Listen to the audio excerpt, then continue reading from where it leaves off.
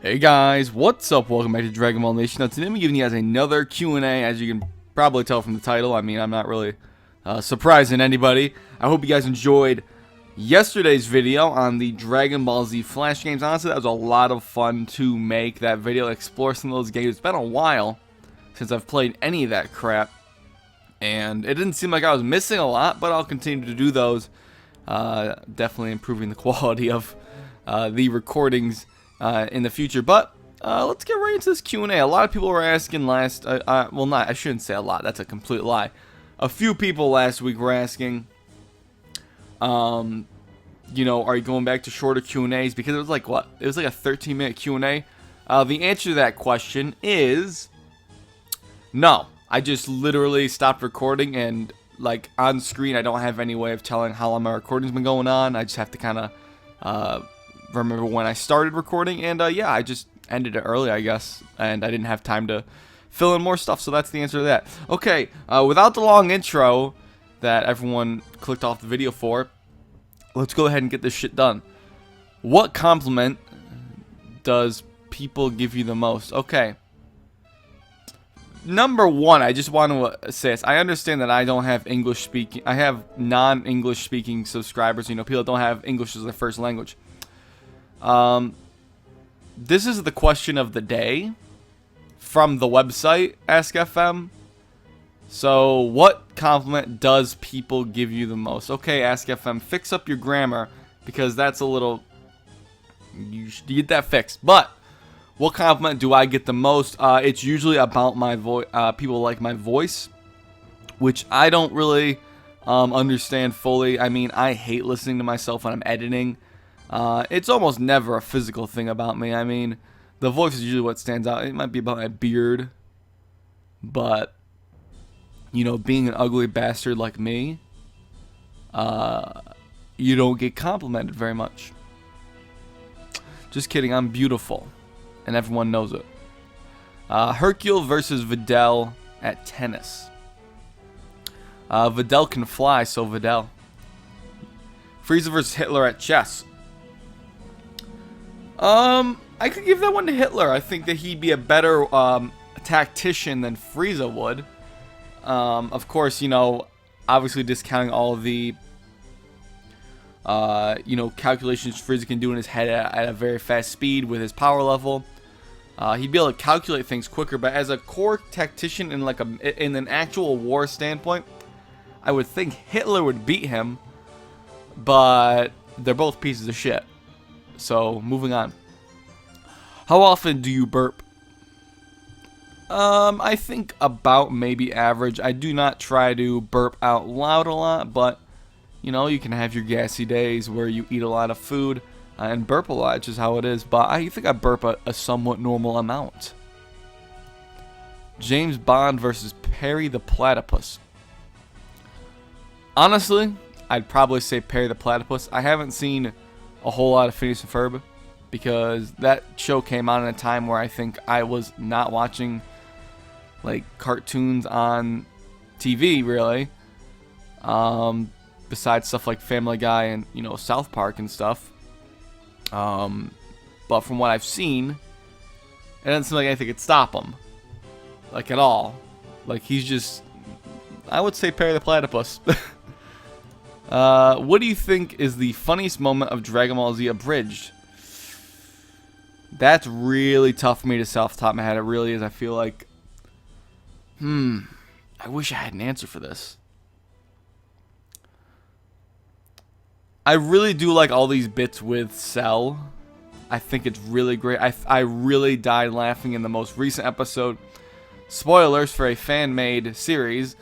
The most recent episode where Cell is making the Cell games, and he keeps on like messing up the tiles in the arenas. I think that's a really awesome and clever way to, like, you know, illustrate some comedy there. I think that's really awesome.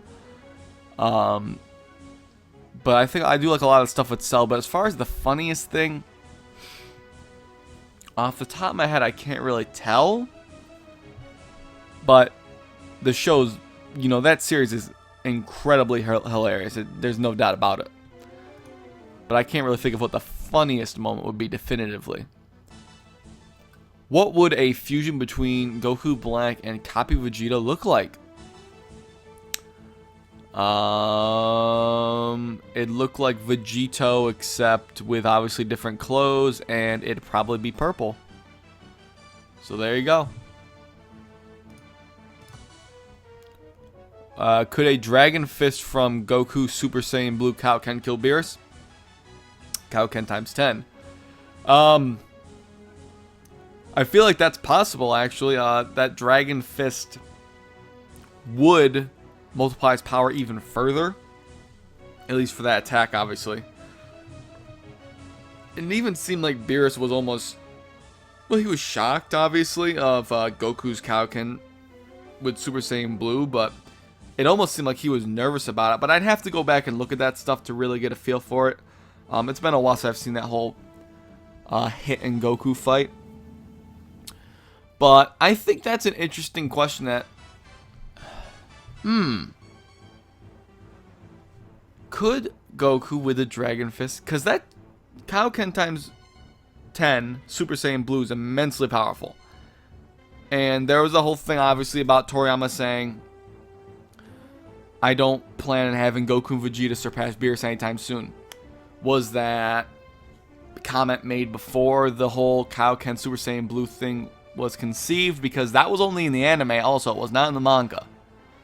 That was an idea from Toei Animation. So when was that interview conducted exactly? I'm not really sure. And at the same time, would that whole thing about Goku and Vegeta not surpassing Beerus be talking about just normal Super Saiyan Blue? I tend to think almost probably. But even still, I feel like it would be hard to believe that regular Super Saiyan Blue Kaioken times 10 Goku wouldn't be strong enough. Just based on how strong we think Beerus should be. How much power he was probably outputting against Goku. The problem is they didn't give us a lot of numbers in Super. Those numbers were given to us in Battle of Gods interviews and stuff. And that stuff's probably not even relevant at this point. So I don't really know, but I think that this is very plausible that this could kill Beerus. I really do think so. You know, I probably missed some bit of information and someone's going to harp on me in the comments. And to be quite frank, I'm tired and I don't really remember if I missed something. So I don't care. It's not a discussion video. It's a freaking Q&A. So get butthurt about it if you want to. Or don't. You know, be mature or be don't about it. You know, that's fine. Ascended Super Saiyan Vegeta versus Legendary Super Saiyan Broly. Vegeta would get mud stomped. Legendary Super Saiyan Broly would be somewhere in the realm of Perfect Cell. But the fact is that he would be stronger than that suppressed cell that fought Vegeta still, in my opinion. So, you know, take the cell that fought Vegeta and then, you know, the one that beat Vegeta and then put him against a stronger character. It's not much of a fight. If Raditz trained in Hell ever since he died, how strong would he be compared to characters at the end of the Kid Buu arc? Not strong. In fact, I bet you Yamcha would still be stronger. He'd probably still... I mean, Yamcha would probably still at least... Even though he gave up training, he'd probably still at least be in like the 100... You know, at least Ginyu level. Raditz never showed that he was ever like someone that had this natural power to... I mean, obviously you're assuming he can train in Hell. Let's give him that assumption. I don't think he'd get that strong. I don't really feel confident about that. Unless he's training with someone like Frieza or Cell.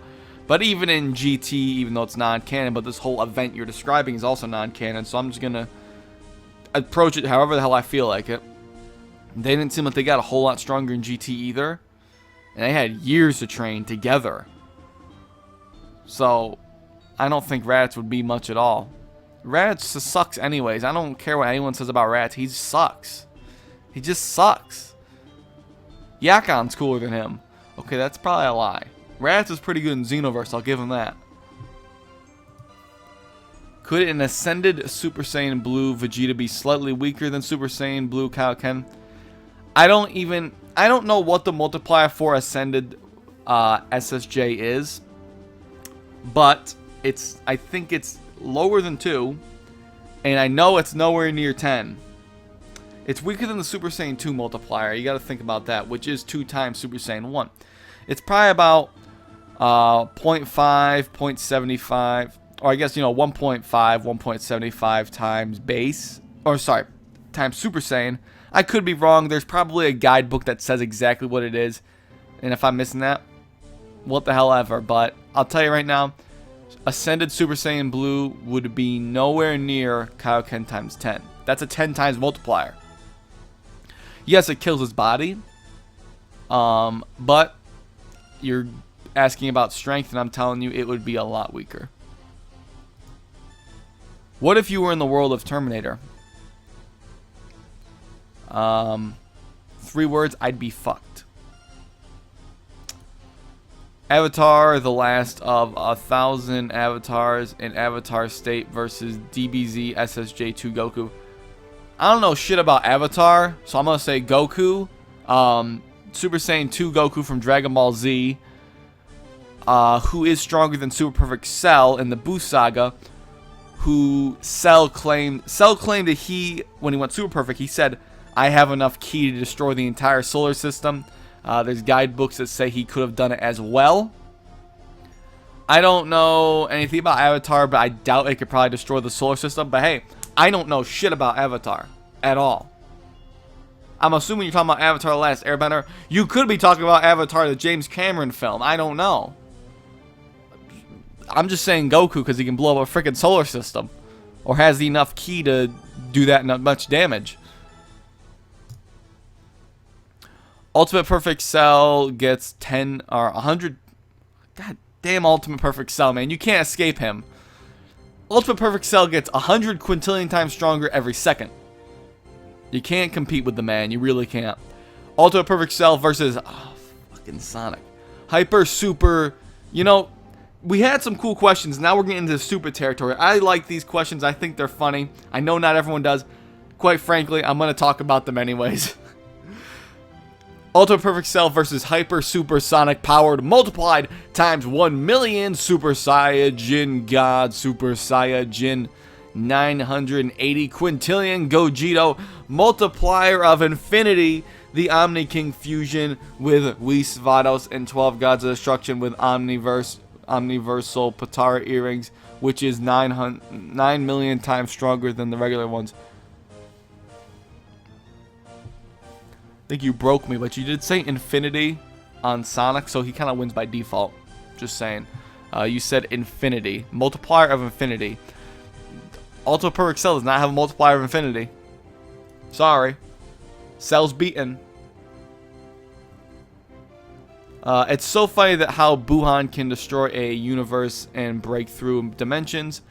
And yet he got his ass beat by a piece of candy.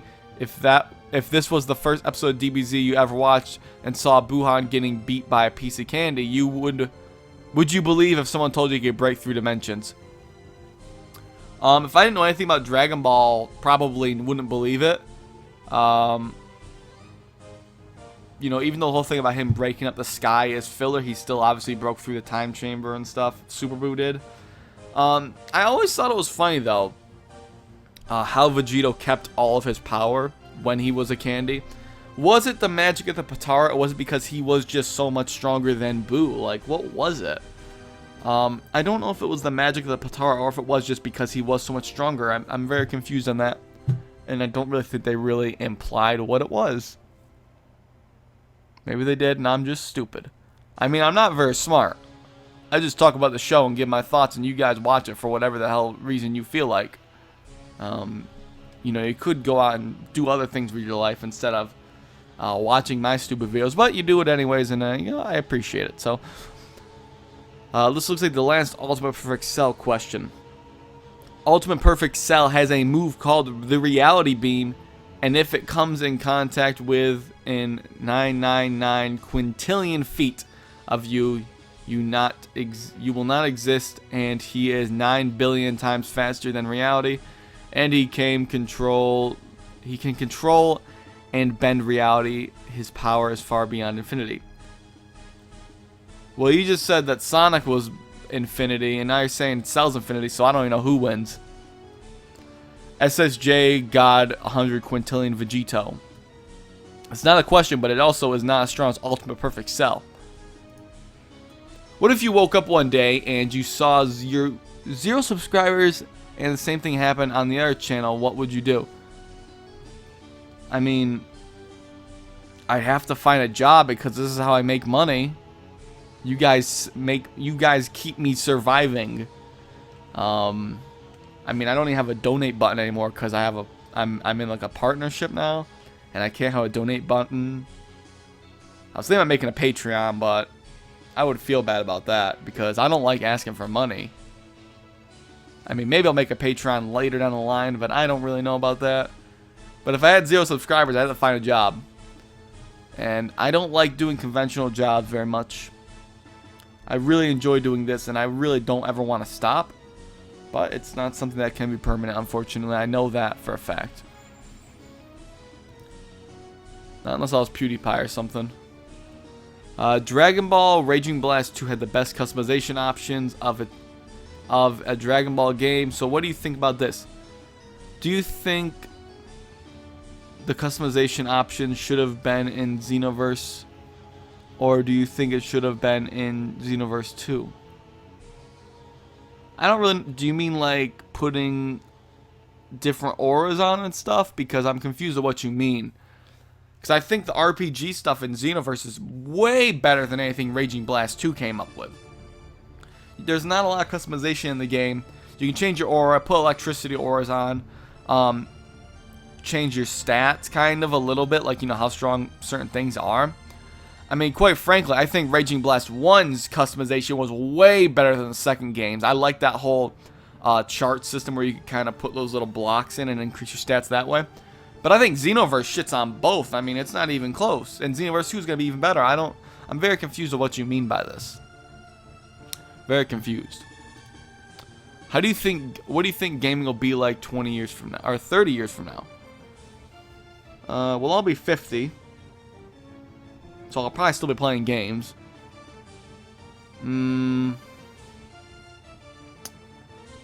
Huh. I would like to think there'd be a lot of virtual reality. And I know a lot of people are bitching about this generation of games and, you know, PC gaming and saying, oh, it's not innovating. I don't know a whole lot that can be done. I'm fine with the way games are. I've been playing games since, quite frankly, probably like 99, 98. And I'm very content where video games are. As long as they have good gameplay and a good story. There's not a lot of room for innovation for me until someone proves themselves to increase the innovation or bring out innovation. I don't think VR is that great right now. I think it's still very primitive. I think it's fine right now what we have. But in 30 years, I think VR is going to get very crazy. There's going to be modules for like your hands and feet. I think there's already like prototypes for that shit. So we're going to be seeing like treadmills for your VR games. There's going to be tons of crap. And the graphics are going to be amazing, I'm sure. What would you do if you woke up one day and looked on YouTube and you had more subscribers than PewDiePie? I would never have to work another day in my life. And I would be incredibly just amazed. I would be making a lot of money. And I'd also have a huge fan base of people that both love and really hate me. I mean, I already have some people that hate me, but I don't give a fuck about them. So they'll give me views still. They probably got ad block on, but they'll give me views still. We'll leave off on this video because I think this is an interesting one for a future discussion. I probably have Mike on for. I've been thinking about it for a while. I apologize. I've been really bad at getting discussions out for you guys, and it is not okay.